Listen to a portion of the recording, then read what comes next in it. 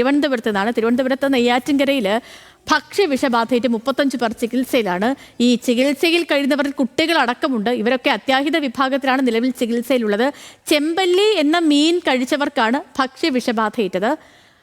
തിരുവനന്തപുരത്താണ് ഈ സംഭവം. അതും 35 പേർക്കാണ് ഈ ഭക്ഷ്യവിഷബാധയേറ്റത്. ഹാൻസുണ്ട് വിവരങ്ങളുമായിട്ട്. ഹാൻസെ, എന്താണ് നിലവിലെ സാഹചര്യം? സേതു, ഇന്നലെ രാത്രിയും ഇന്ന് രാവിലെയുമായിട്ടാണ് ഈ 35ഓളം പേരെ ആശുപത്രിയിൽ പ്രവേശിപ്പിച്ചിരിക്കുന്നത്. ഇന്നലെ വൈകിട്ട് ഈ നെയ്യാറ്റിൻകര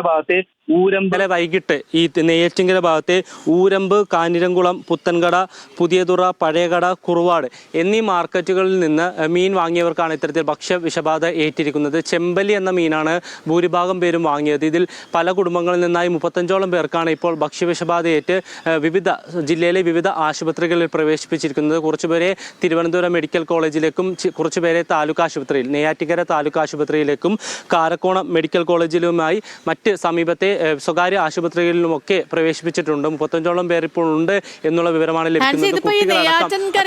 പല ഭാഗങ്ങളിൽ നിന്നുള്ളവർക്കാണോ അതോ ഏതെങ്കിലും ഒരു ഭാഗത്ത് മാത്രമുള്ളവർക്കാണോ ഈ ഭക്ഷ്യവിഷബാധ ഏറ്റിരിക്കുന്നത്? ഇപ്പോൾ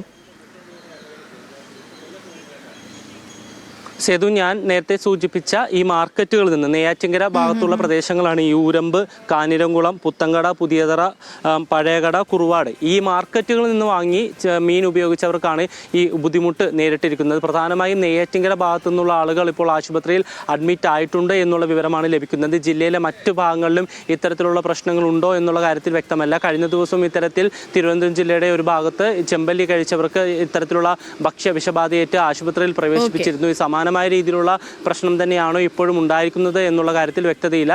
എന്തായാലും ആരുടെയും നില ഗുരുതരമല്ല എന്നുള്ള വിവരമാണ് നമുക്ക് ലഭിക്കുന്നത്. സേതു. Okay Hans,